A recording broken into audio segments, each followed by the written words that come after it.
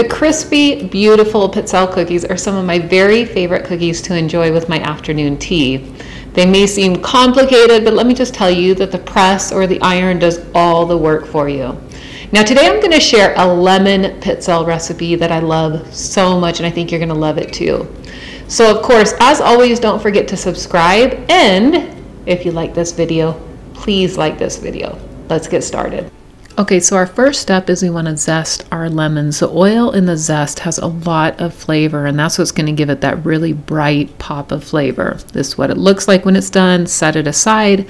Then we're going to mix together our dry ingredients. You can see I use a mix of all-purpose flour and whole wheat flour. You don't have to do this, but I really love the texture and flavor it provides. Set that aside, and then we're going to start mixing up our eggs. This is going to take 2 to 3 minutes because you want the eggs to be kind of light and fluffy. We mix this on medium speed, and then after a few minutes we're going to pour in our sugar, just like you see I'm doing here. And after the sugar, we're going to add in our lemon zest and our vanilla, and we're going to continue to mix this for probably 1 to 2 minutes. You want these to, again, to be really well mixed in.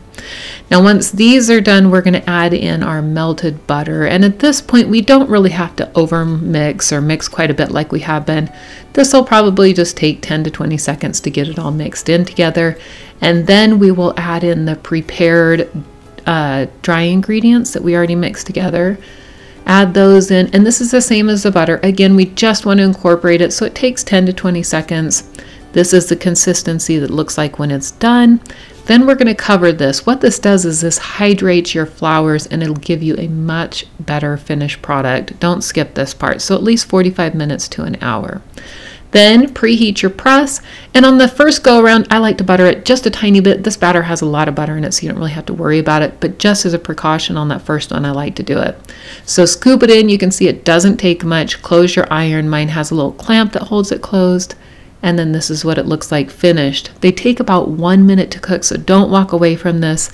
And then of course set them on a flat surface because you want it, they start to harden right away. You want them to harden flat.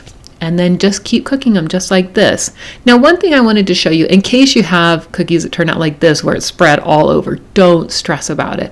Take it out, let it harden, and then what you're going to do is, as soon as it's hardened, is those outside edges that have gone outside of what the design is, you can easily break those off. And I promise no one's going to notice but you, or no one's going to be concerned about it but you. And there it is. See, perfect, easy. So don't stress about it, don't worry about it. Now, I always like to sprinkle mine with powdered sugar. This is optional, of course, but I think it's pretty. Of course, it's seasonal. This looks like winter time, right? And then I love that little flavor. So that's it. They're done. They are so easy to make. They're light, they're delicate, they're crispy, and they are perfect to serve with your afternoon tea or coffee.